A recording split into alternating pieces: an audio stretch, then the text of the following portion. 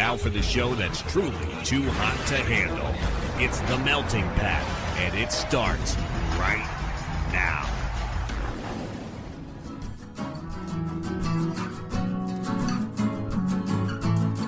You're listening to The Melting Pat. Here's your host, Pat Johnson. Well, thank you, Jerome. Hello, my friends, and welcome to the show, The Melting Pat, the Next Level Network. How are you today? How you doing? You okay? I'm all right. You know, I got to do this a week ahead of time, and we had to change the plan. I guess I didn't have to, but I made the decision already to change the plan, and we're going to do this because it's going to take less time to put it all together. So, Pat, what are you talking about? Well, last week I asked you about TV shows. And I said, hey, I don't think I put it on the show, but I put it out on social media. I said, hey, give me some TV shows, some sitcoms, half-hour shows, and I will review the pilot of those, of each one. And I'll talk about it on the show, something I've done in the past and I've really enjoyed. And I almost said, do it on shows you don't think I've seen, so I don't have to do something that I already know I'm going to watch. Because the point of that segment was, I'm going to watch the pilot and review it based on your recommendation. I'm going to watch it, and I'll review it on the show. And then at the end of this segment, make a decision on whether or not I'm going to watch another episode of the show. So that was the original plan for the pilot review portion of the show. And I decided not to make that qualifier for this. But, yeah, I was going to do that for this week, review some TV pilots, because I thought I was going to get like 2 or 3, and that would have been fine. But I got like 6 or 7. So what we're going to do is we're going to use that eventually. That's going to be the episode, I think, when my wife gives birth to the surrogate kid in August. So I got plenty of time to kind of record them one at a time and then splice it together as an episode for you when that happens. Because I'm certain when that time comes, I will not have a lot of time to do a full episode because I'll be doing stuff, right? I won't be in the room with the people, with the baby and stuff, but I'll have, we have a child. So I'll have to do some dad duties just in case a babysitter's not available. So that is coming. So if you have other shows, let me know. Other half-hour shows, let me know, and I will review the pilot on the show at some point. Whether or not it's going to be part of that big episode, I don't know, because again, I got like 6 or 7, so I'll probably split them up, and I'll just use them, use them as different segments on the show. Once I have that episode together, I'll use more of those. So that was the plan for this week, but we had to call an audible because it was going to take way more time than I had. So we're doing instead some fan mail. I get questions every so often, and sometimes I get them and I read them right away. But most of the time, so I do apologize if you have been waiting a while to get your question answered. I put them together and I make one episode of it. Just call it reach into the mailbag, and I just do one episode and we do it that way. So we have 6 or 7 of these for today, and so I'll answer all of your questions because, I don't have time to do a real episode this week. So my bad, but here we go. All right, Pat, have you decided that you're going to upgrade to a fancy microphone at some point? I know you just got one recently, but are you going to use what the big boys use? Well, thank you very much, and I don't think so. And the reason it's so... I assume you're talking about the Shure SM7B that guys like Mark Maron and Joe Rogan use, right? I'm assuming you're talking about a microphone like that, which would be awesome. I'm certain that it would be awesome if I had that microphone. I'm sure of it. It would sound great. It would look great. It would be awesome. But I don't want to spend. It's like $350 or $400 or something like that, and I don't know, I guess because I'm not making real money on this show. I mean, I get paid out for Patreon. It's like $1 something at this point. And so I guess I wouldn't feel good enough spending the money on that, like on one microphone. Hold on, it sounds a little weird. We're going to move. There we go. We're going to move this way. Okay. I don't feel like I would be worth it. Like it wouldn't be worth it if I bought that, because for that much money, I could get 2 more of these. I use the Zoom ZDM1, by the way, and I really enjoy it. I love how it sounds. And for the same price or less of one microphone, I could get 2 more of these, 2 more counterweights for the boom arm that I have here, so it would stay up. Because otherwise the microphone it's too heavy for the boom arm that I have on this stand, and so it wouldn't be anywhere near my face. And so I could get 2 more of those, 2 more of these microphones, and another, it's called a dynamic booster, which basically I kind of need for this microphone for you to be able to hear what I'm saying.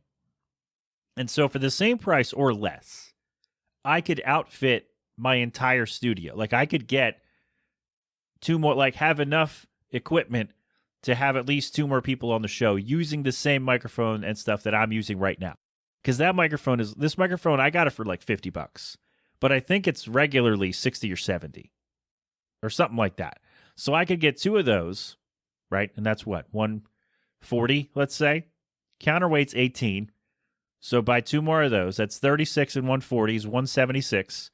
And then another booster is, I think, $40. So that's what, 2 something? So right there, like I've spent a little more than half the price of 1 microphone. I could outfit my entire studio. And so, no, I don't think, I mean, it would be awesome. Like if somebody wanted to get that for me, if you wanted to, pull together some donations and get that for me, hell yeah, I'll use it. But it's not something it's not on the list. It's not because I just don't feel good enough spending the money on one thing, spending all that on one thing when I could take some of that money and do more good with it for the show, I think. Yeah, because then I'd have to also probably get a different kind of dynamic booster for that microphone. I don't know. I might just have to get that. It's called a cloud lifter. It's about $120. So I could do that. I could get all that stuff plus the cloud lifter for the same price as just the microphone. And so no, like it would be awesome. I would love to use it. I've heard plenty tests with it and plenty of shows use it. I think it sounds great. I think it'll be awesome. But I don't think I'm going to be doing it anytime soon. Because, yeah, spending that much money on just the microphone, that doesn't work for me, brother. So, no, I think I'm good with what I have, unless you think the show sounds bad, in which case, let me know, and I will look into how to fix that. All right, is that why you asked the question? All right, Pat, sorry if this crosses a line, but I'm wondering, are you going to have more kids? No, well, okay. For me, that doesn't cross the line. Like, I'm not offended by you asking me that question. But I want to tell you that I don't think you should ask it to anyone else again. That sounds threatening. But the reason that I tell you that is because you don't know what someone went through to have one kid. Or, like, people ask, oh, when are you going to have kids? Like, when people get married, right? Or people ask, like, oh, or when you are married for a while and you don't have children. And people want to ask, hey, when are you going to have kids? And that is a horrible question to ask for 2 reasons. Number one, it's invasive. You basically are asking them when they're going to, start. Never mind. You're asking them a very personal question that you don't need an answer to, by the way. And so don't do that. And also, maybe they don't want kids. Maybe they tried and can't have kids. Maybe they're trying to adopt and the process isn't going well. Maybe there are a number of reasons why somebody doesn't have kids. And the main reason that you as an outsider should know is that it's none of your business to ask that question. So it doesn't offend me personally because I'm not having any more kids. We're not having any more children, right? I say we legally can't because one of the conditions of surrogacy is that you're done having children. But I don't, like, somebody asked the other day if there's any way they could come back and say, hey, you were supposed to not have any more kids. Like, if after the surrogacy process is over, if we had another kid, which we're not going to, but if we had another kid, is there anything legally the agency could do because we had another kid? Would they even know? I guess. I don't know. I never thought of it until someone asked. But it doesn't bother me that you asked that. Like, again, I'm not personally offended. Because I'm not having any more kids. Because we don't want any more kids. Because we don't want to do the newborn phase again. Because it was not great. So it doesn't bug me that you're asking me that. The short answer, by the way, is no, we're not having any more kids. But I want to use this opportunity to tell you that you should not ask anyone about whether or not or when they're having children. I'm going to cut that out. All I'll say there is I don't know where I left off, but I went off on a thing I didn't want to go on. So yeah, don't ask someone about whether or not or when they're having children. Don't do it because you don't know what they went through or what they are going through, and it's a very rude question in general. So don't do it. Short answer: no, I'm not having kids. Long answer: don't ask someone if they're going to have kids.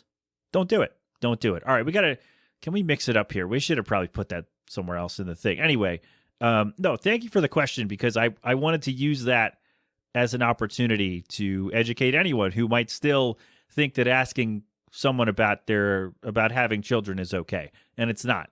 Don't do it. Okay. Pat, I know you've been working at your job for a while, but I wonder if you have ever needed a resume to get a job. Not officially, no.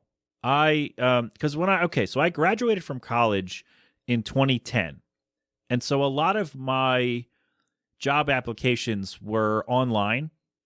And so I guess maybe once or twice, like they make you upload a resume sometimes, but I don't know if they actually look at it. Like you hear all the stories from, I don't know, people who have jobs, I guess, people who are older than you, and they're like, hey, you're going to need a resume because they're going to look at these resumes and go, da-da-da.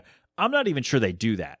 If anybody I know some people who work in HR in recruiting currently. And so if you're out there, if you listen to the show, let me know, how often do you actually look at how often does your listing require an actual resume? Because like they teach whole classes on how to make a resume, right? But I don't know if it's actually necessary. Like, does anyone in recruiting, somebody in recruiting, let me know, please. Do you actually look when you're going over applicants? Because a lot of the stuff is online, so it's through like online portals, right? And so do you actually look at a physical resume, or do you just look at the application and the stuff they filled out and then go from there? Do you actually look at it? Because I've never really needed to have, like I printed out a bunch of copies years ago, but I don't think I ever needed to use it. I don't think anybody actually looked at it and wanted to see it. Right, because it's just, I don't know. I just feel like I'm not saying it's not a real thing that people use, but in my experience, no, I've never really needed a resume. I didn't even need one for this job I have now. Like I filled out a whole bunch of paperwork and like I took a test for, let's see how specific I'm going to get here.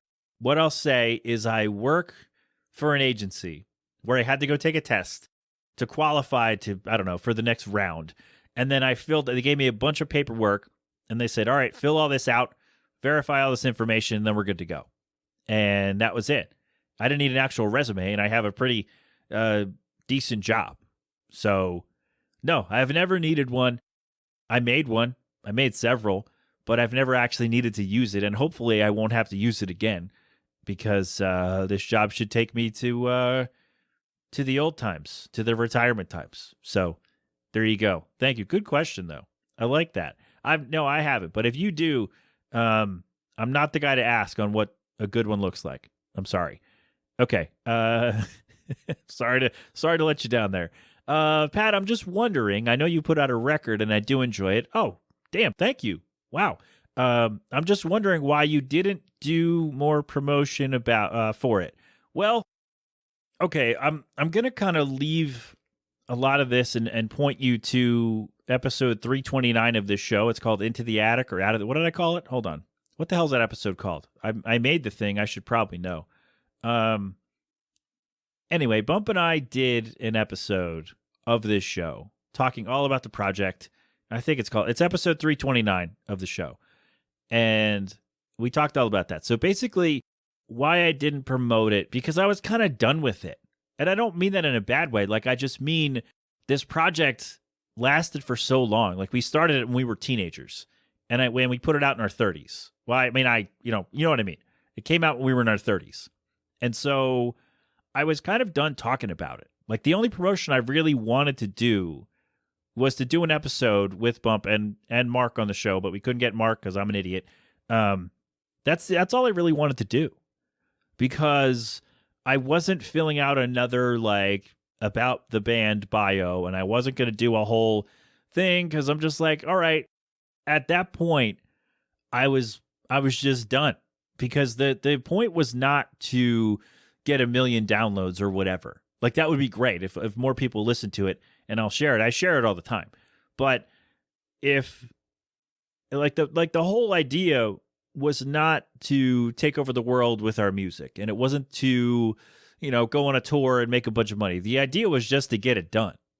And so by the time that happened, I had no interest in making another profile on another site or sitting down and writing out something about here's what we did with this, here's what we did with that. That said, if you want to talk about it, if you do a show and you want to talk about an album that I started as a teenager and released when I was 32, I'm happy to do that.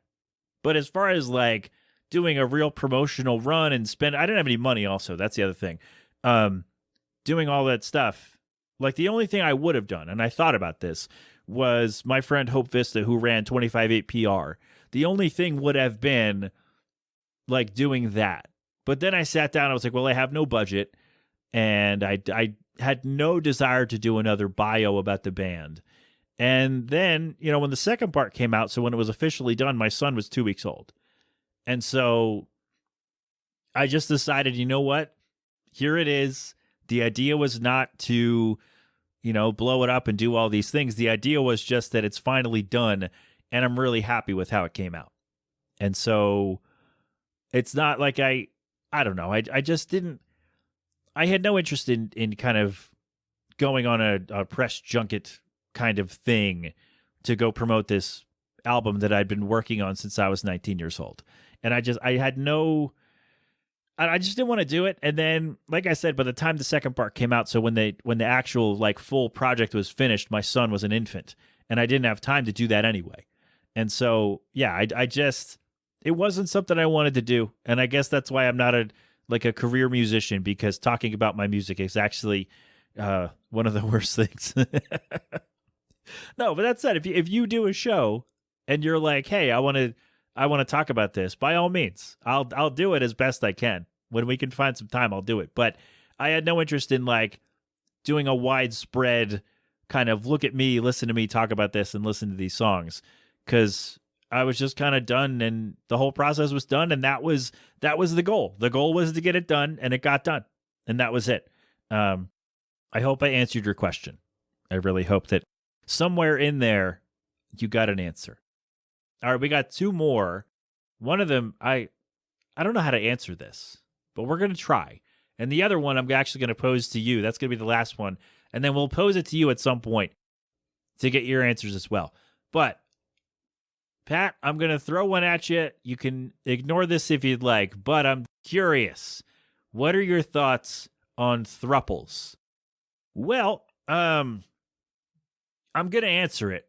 Don't worry. But I'm wondering, so are you asking my thoughts on the concept, or if I would ever be in a throuple? I'll answer the second question first. I don't think I could do that. I'm not sure. I don't know. I don't want to get too weird about it, but the idea, no, I don't know. That's not for me. Me being, if you're in a throuple, I think that's great for you, but it is not for me. I was going to do a whole other thing, but I don't want to, I don't know. I feel like if somebody who's in a throuple heard what I was going to say, they might get offended because I'm misrepresenting what a throuple is. And maybe I wouldn't have, but I don't want to take the chance. I've been on the internet long enough to know that sometimes you gotta just stop yourself and take a different turn. So on the concept, I think it's cool. If it's something that you're into, if you can, work out all the logistics, whatever those might be, then good for you. God bless you. I hope you enjoy all of the things that being in a throuple provides. I think it's great. If you want to do it, I think it's awesome. I would, okay. I wouldn't do it. It's not something for me. But if you can find two people who you can love and they can love you, and you can all love each other in such a way that a throuple, that your whole thing can work, I think that's great. I think it's awesome. When you can find someone or someones to make that connection with, I think that's awesome. It's fantastic. Again, logistically, not for me. And maybe I don't understand exactly how it is. So if someone is in a throuple and you listen to this, if you could explain exactly how it works, or not exactly, maybe that's the wrong question to ask. But if you, as much as you're willing to divulge about being in a throuple, if you can explain it to me how it works, so I can, maybe I'll revisit this when I have a better understanding of what it actually means to be in a throuple. Because for me, it's just like who decides to live where? Like the two of you live together and then someone else kind of comes and goes? Or do you all live separately and you go to each other's places? Do you all live together? Or, what's the deal there? So I'm just kind of wondering how, again, not that I'm going to do this, it's not my thing, but I think there are a lot of moving parts here. Well, there are a lot of moving parts in a throuple that I don't understand. But I do think it's pretty cool. Like I said, if you can find a person and then another person that you can all share a special bond and connection with and share all that love, I think that's fantastic. I love it. If you could do that, that's amazing. I'm happy for you. I love everything about what that brings for you, for all three of you. I think that's great. I feel like I'm not understanding what exactly it is. Should we look it up? I'm going to say, hold on. Let me see. I want to look up like a base definition of a throuple, and I want to see if I'm right, if any of what I just said made sense. Hold on one second. We're going to look this up.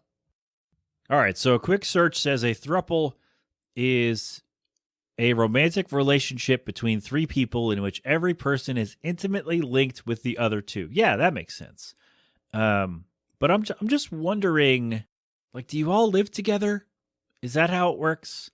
Or like, can you all be legally married to each other? Or is that not the point? Is that like, okay, I don't even know where to start with that thought. Because something about, a three-way marriage, I'm pretty sure that's not a thing. Or is it? Is a three-way marriage, is that a thing? Is that a real thing that exists? Could that happen? Some places? I'm not sure. Anyway, well, this says ménage à trois, and my understanding of that phrase is very different.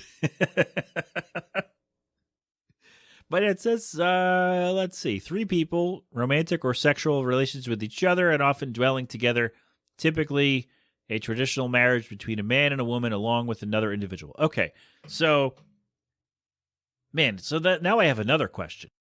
If I was going to be in a throuple with my smoking hot wife, so we're married, and then we are in a relationship with a third person, who makes the decision to get married to whom in that scenario? Like, okay, imagine that we're not married, that nobody's married, but we decide that all three of us are going to be in a relationship with each other, right? Whoever the third person is. I'm not asking for volunteers, by the way. I just want to put that out there. Not a thing that's going to happen. But, sorry to dash your dreams. But if say we're not married, me and Jill and the third person, say we're not married at all, but we want to be a throuple. We want to do that. We want to take the plunge into this relationship with all three of us. How do we decide who gets married? If we get married at all, if anybody gets married at all, how do we decide who does that? You draw straws, flip a coin? Is it some kind of obstacle course race? You got to do some trivia? How do we do that? How does that happen? So I guess, again, there are a lot of questions I would need answered. I guess if you really want me to take a dive and answer this as truthfully as possible, I might need some more information. But where I'm sitting with it now, I think it's great, but I feel like also I'm not doing the question justice because I don't know enough about what a throuple actually is. So if you want me to answer this, I guess in a more detailed way, I think I'm going to need to know exactly what a throuple is. Like exactly. Sorry, I had to move the mic arm. I think I'm going to need to know all of the logistics of what being in a throuple entails. All of those moving parts and all those little decisions that you make as a couple now have to include a third. And I'm just wondering how that works logistically. So let me know if you're in a throuple, if you know someone in a throuple and you want them to reach out. Everywhere at the Melting Pat is where you find me, and I would like to know what exactly is, as much as you're willing to share. How does being in a throuple work, logistically speaking?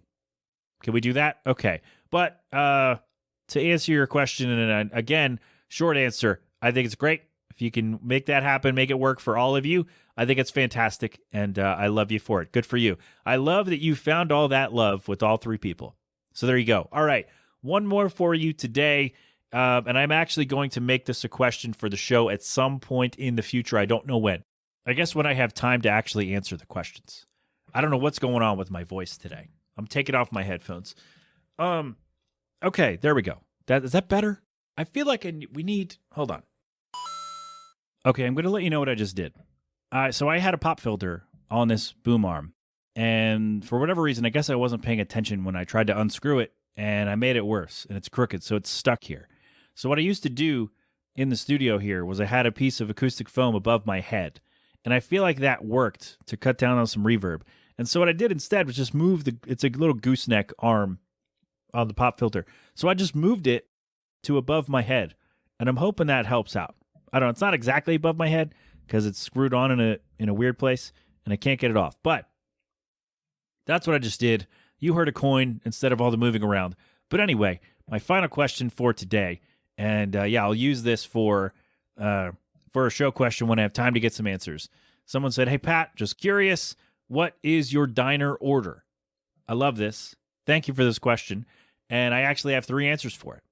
It depends what time of day it is, how hungry I am, and I guess how much money I have. So if I'm getting breakfast, or I guess not how much money I have, but what I'm in the mood to eat. That's what this varies based on that. So for breakfast, I will take whatever. If you have a sampler, a place near my mom's has a dish called the Breakfast Bonanza, and it's pancake, French toast, eggs, bacon, sausage, and it's great. I love it. Just give me all the things in one, on one dish, in one container, and I'll eat them all. There's a place near us that has it as well, and it's great. Give me all the breakfast stuff that you have, and we'll do that. So that's breakfast. Lunch, turkey club, because you can't go wrong with a turkey club. It's hard to screw it up. Don't put cheese on it, you weirdos. I guess you can, but I don't know. American cheese is gross. But anyway, and this is weird coming from me, a kid who ate a lot of American cheese. But anyway, you don't need cheese on a turkey club. That's what I'll say. Because there's enough stuff. There's the mayo, the bacon, the lettuce, the tomato. You don't need the cheese on top of that. Unless you got mozzarella, then, go from there. But lunch is turkey club. I have heard people say that there are dishes that diners cannot screw up. You can't go wrong with certain dishes. I'm adding turkey club to that list. I'm removing meatloaf from that list because I went to a couple diners back in my day, and their meatloaf, I was like, oh yeah, I'll try meatloaf, see if it's good. It was trash. So, not naming any diners, by the way. I don't do that. But turkey club for lunch for sure because it's great. Bacon, lettuce, tomato, mayo, turkey, club, toasted. Great. So that's lunch. And dinner, chicken parm, because I will try chicken parm from every place, everywhere. Chicken parm, pasta, get some garlic bread maybe, get the shaky cheese on there, as I call it, stinky cheese, as Grandpa used to call it. I will try chicken parm pretty much from anywhere. So if I go there for dinner, I'm probably going to get chicken parm.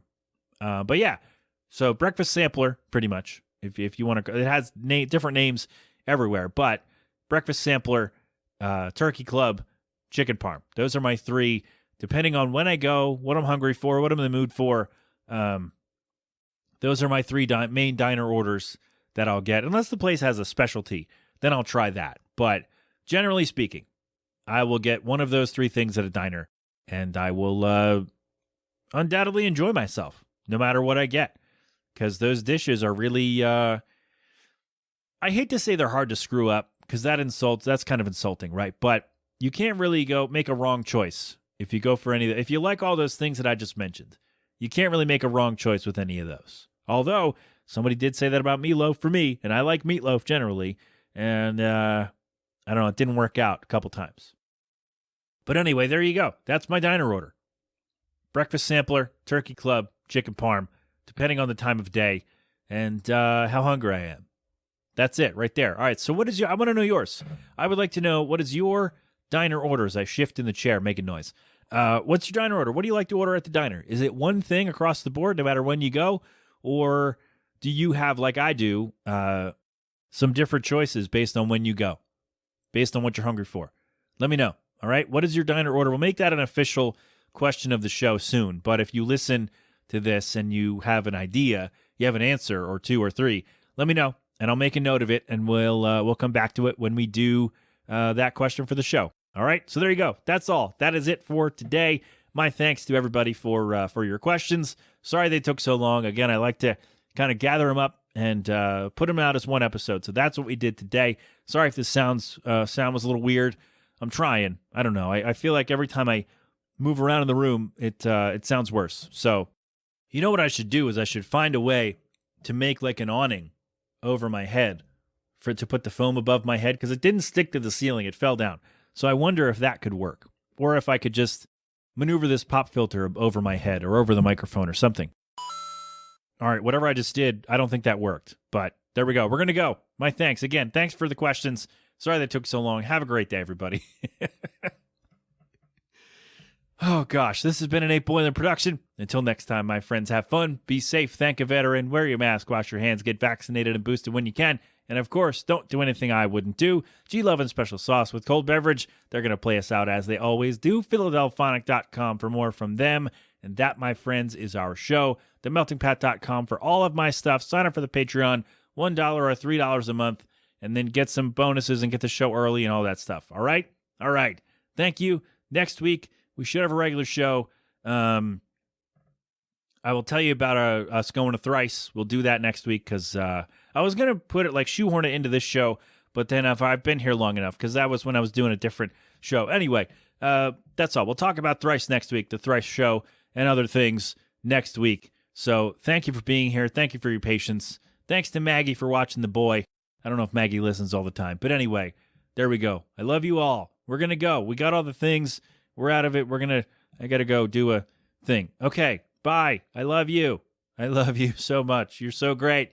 You're great. You're so great. So great. You've been inside the Melting Pat on the Next Level Network. Go crap open a cold one.